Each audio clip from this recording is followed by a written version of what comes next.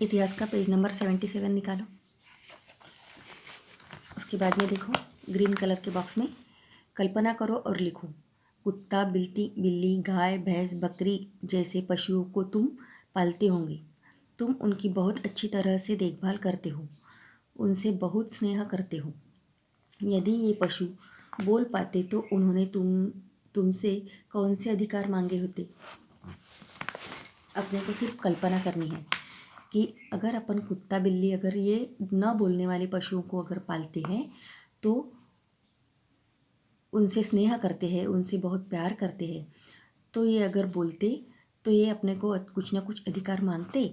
तो अभी इसमें देखो नीचे संविधान में उल्लेखित हमारे अधिकार कौन कौन से अधिकार है अपन ने पिछले बार देखे हैं, उसी को दोहराते हुए ये आगे का पढ़ने का बाकी रहा था, इसलिए अपन ये पढ़ते हैं। संविधान में भारतीय नागरिकों के अधिकारों का उल्लेख मिलता है। देखेंगे कि वे अधिकार कौन से हैं। समता का अधिकार। कौन सा अधिकार? समता का अधिकार। समता का अधिकार के अनुसार देश भारतीय नागरिकों में ऊंच नीच, छोटा बड़ा, स्त्री पुरुष जैसा भेदभाव करके किसी के भी साथ अलग आचरण नहीं कर सकता, इसलिए इसको समता कहा जाता है। समझ गए? समता मतलब समान। समता मतलब समान। संविधान में समता का अधिकार सबको है। कई कानून ऐसे होते हैं जो हमें संरक्षण प्रदान करते हैं, जैसे बिना पूछताछ किए गिरफ्तार करने जैसी कृति से हमें संरक्षण प्राप्त है। इस प्रकार का संरक्षण प्रदान करते समय भी सरकार भेदभाव नहीं कर सकती।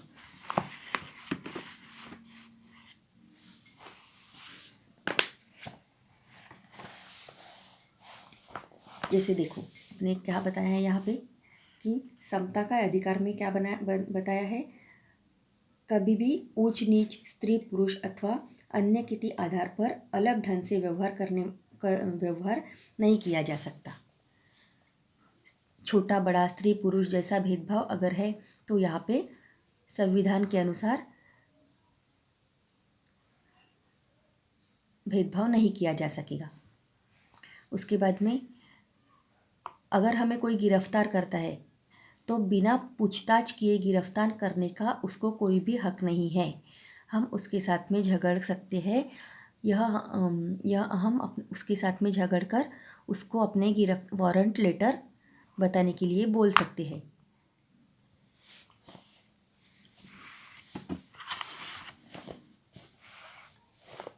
चलो चर्चा करें।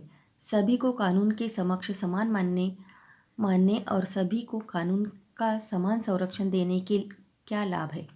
समता का अधिकार के अंतर्गत किन बातों का समावेश होता है? सरकारी नौकरी में रखते समय सरकार जाति, धर्म, लिंग, स्थान, जन्म आदि के आधार पर भेदभाव नहीं कर सकती। समता का अधिकार से क्या क्या फ़ायदे होते हैं ये देखो।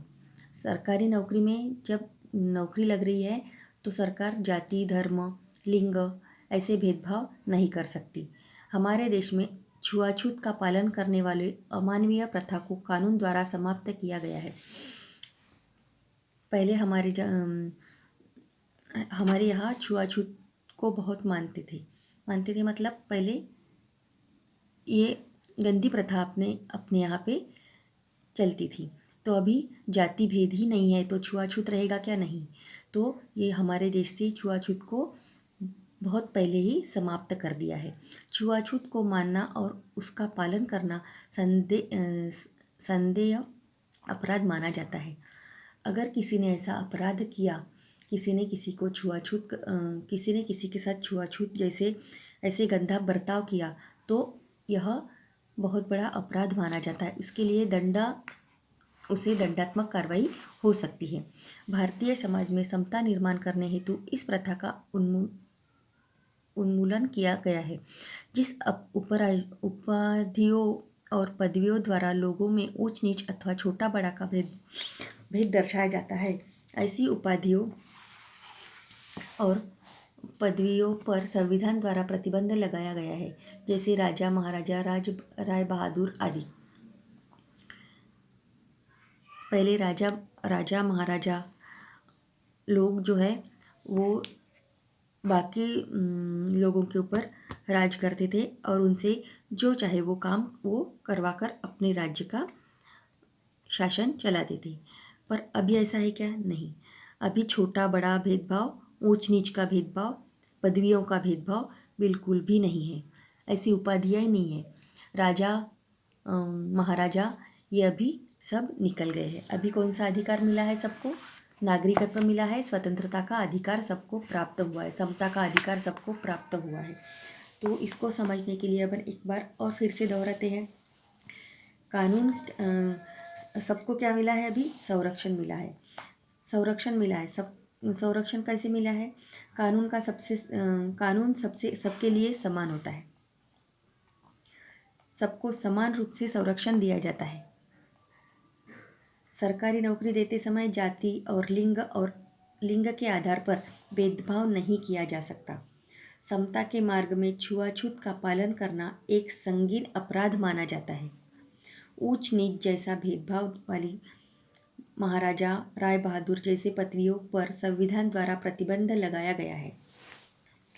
जो पूरे कायदे कानून थे उसके ऊपर प्रतिबंध लगाया गया है और अभी समता का अधिकार सबको प्राप्त हुआ है। अब आगे देखते हैं स्वतंत्रता का अधिकार। संविधान द्वारा प्रदत्त यह एक महत्वपूर्ण अधिकार है। इस अधिकार द्वारा व्यक्ति नागरिक की दृष्टि से आवश्यक सभी प्रकार की स्वतंत्रताओं की गारंटी दी गई है। नागरिक के रूप में हमें भाषण और अभिव्यक्ति की स्वतंत्रता प्राप्त है। बिना हथियारों को शांतिपूर्वक एकत्रित होकर जनसभा का आयोजन कर सकते हैं। कोई संस्था अथवा संगठन बनाने की स्वतंत्रता प्राप्त है। भारत के किसी भी प्रदेश में भ्रमण करने की स्वतंत्रता प्राप्त है। भारत के किसी भी भाग में रहने बसने की स्वतंत्रता प्राप्त है। अपनी पसंद से व्यापार अथवा उद्योग करने की स्वतंत्रता प्राप्त है। देखो अपने को कौन कौन सी स्वतंत्रता प्राप्त है और उसको अपन कैसे अपनाते हैं। तो ये सभी स्वतंत्रता अपने को अभी पढ़ के सब ध्यान में आ गया होगा। यहाँ से वहाँ अपन रहने जाते हैं तो अपने को कोई पूछता है कि आप यहाँ क्यों आए हैं? नहीं पूछता ना। अपन कहीं पे भी जाकर स्वतंत्र रह सकते हैं, अपना घर बना सकते हैं, है ना। जैसे आप लोगों को जैसे कोरोना का संकट आने के बाद अपन कैसे अपने अपने गांव चले गए थे, अपने को किसी ने रोका नहीं। तो ये क्या हो गए? अपन स्वतंत्र हो गए। अभी कोरोना ख़त्म होने के बाद में वहाँ से अपन निकल के अपने काम धंधे पे फिर से वापस आ गए हैं। अपने को अभी किसी ने रोका है नहीं। तो ये क्या हो गया? अपना अधिकार हो गया। अपन यहाँ पे स्वतंत्र है। भाषण और अभिव्यक्ति की स्वतंत्रता प्राप्त है। सभी को बोलने का अधिकार है। सभी नागरिक एक साथ सभी नागरिकों को समान अधिकार है। कोई भी अपना वक्तव्य किसी को भी सुना सकता है। बिना हथियारों से शांतिपूर्वक जनसभा का आयोजन कर सकते हैं। हथियार न अपनाना, यह एक हथियार की ज़रूरत न पड़ते हुए अच्छे से शांतिपूर्वक सभा का आयोजन यहाँ पे किया जा सकता है ना। कोई संस्था को संगठन मतलब एकत्रित रहने की स्वतंत्रता प्राप्त है। उसके बाद में इधर से उधर भ्रमण करने के लिए, जैसे घूमने जाने के लिए, भारत के किसी भी प्रदेश में भ्रमण करने के लिए स्वतंत्रता प्राप्त है। अपने को कोई भी रोक टोक नहीं है। हम अपने भारत में कहीं पे भी घूमने के लिए जा सकते हैं। कहीं पे भी रहने बसने की स्वतंत्रता हमें प्राप्त है। हम अपने मन से कोई भी व्यापार यहाँ पे कर सकते हैं।